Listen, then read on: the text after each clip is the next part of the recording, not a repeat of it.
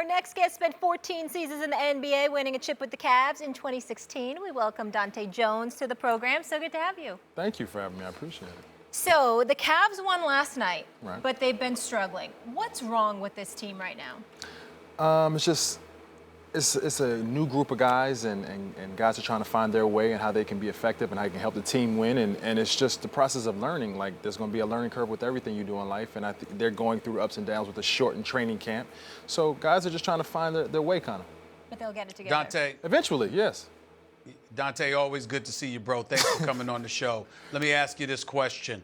Could you explain and put it into context what's life like for these guys, your teammates, your former teammates in Cleveland without Kyrie Irving? What is missing? What is missing is their starting point guard. With him gone, your starting point guard is gone. And IT not being available right now makes it tough. And makes it tough because you know he's coming back and his presence is going to be there. But you just don't know what the dynamic is going to be when he comes back. And I guess that's looming in everybody's heads at this point in time.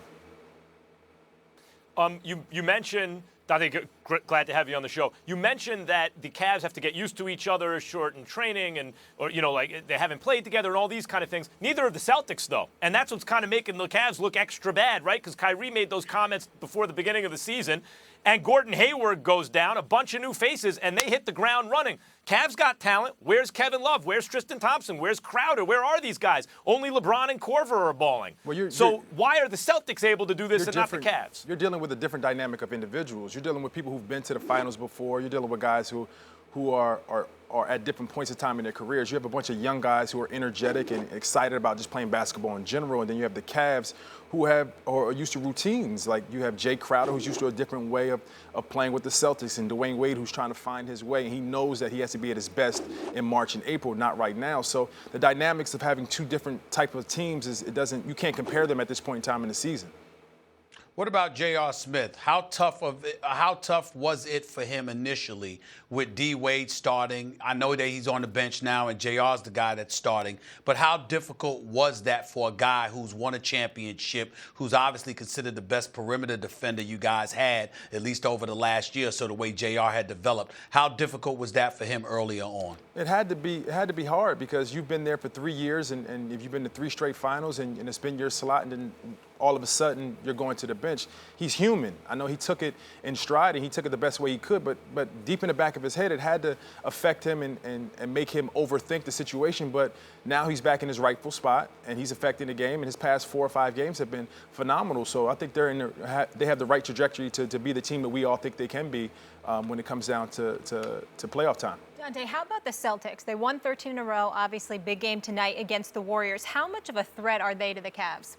I don't think they're that much of a threat. I think they'll probably meet in the conference finals again, but their youth is what holds them back. And at this point in time, they don't have enough experience to be able to take on a Cavs team and beat them in a 7-game series. I think ultimately the finals experience of Dwayne Wade, LeBron James, IT has a conference finals experience. I think those guys who are more seasoned and more experienced at that point in time can win a 7-game series. Right now, it's not showing, but I think by when it comes time for that, it will be ready. So it's a tortoise and a hare situation with the Celtics and the Cavs. The Celtics' youth helps them start fast, but ultimately the Cavs' experience carries the day? Right. It's a marathon, not a sprint. And obviously the Celtics have come out in sprinting fashion and they've taken care of their business. Obviously, people want to win games early. Don't get me wrong. They're not trying to lose or not paying attention to winning, but they're trying to find the right way to win and the right way that's going to prepare them to be the best team in the future. The Celtics are just taking every game in itself, and they have a great start. Dahntay, I know that you guys, that you're confident in your boys, that you're going to come out of the East again. But is it fair to say that there may be an elevated level of concern this year compared to the last 3 years because of the change that has taken place in terms of new bodies, chemistry, oldest team in the league, et cetera, et cetera? Does that factor into the equation at all? I don't think that factors in the equation at all because I think Isaiah Thomas's infectious personality, as we see with like Joel Embiid, how he's affecting the game with his personality. I think when IT comes back, not only is his scoring and his reputation going to take over, but his personality is going to permeate through the team and create something that's special for them.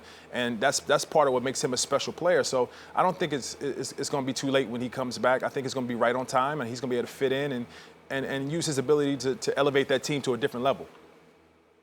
Dahntay, we all see there's like a coming tide in the Eastern Conference in the Celtics, but also to a lesser extent, but maybe with more upside, the Sixers with Embiid and Simmons, maybe even the Bucks if they can keep that together and Thon Maker can develop and everything. For the first time, it looks like it's a little different for the Cavs. What do you think, even if they could keep the whole team together, what do you think their championship window is, at least Eastern Conference championship?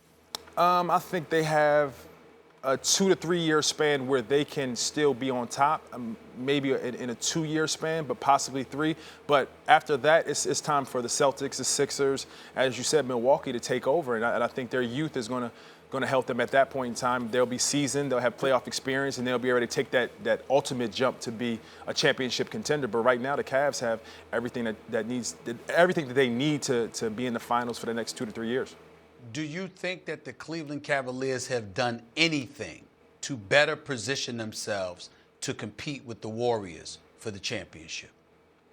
Yes, I think they with this offseason they became deeper, but now we can't see that because IT and Derrick Rose are not available. So once they get those guys back healthy, now you can see the full picture. And right now you're seeing a part of the picture, but you have one of the most dynamic point guards in the game that hasn't played a game yet. So once he gets back into the play, you'll be able to see the full picture and you'll say, okay, yes, now they have a deeper squad. But right now you're just they're dealing with injuries, they're dealing with adversity, and this is going to make them better overall when it comes time at the end of the season.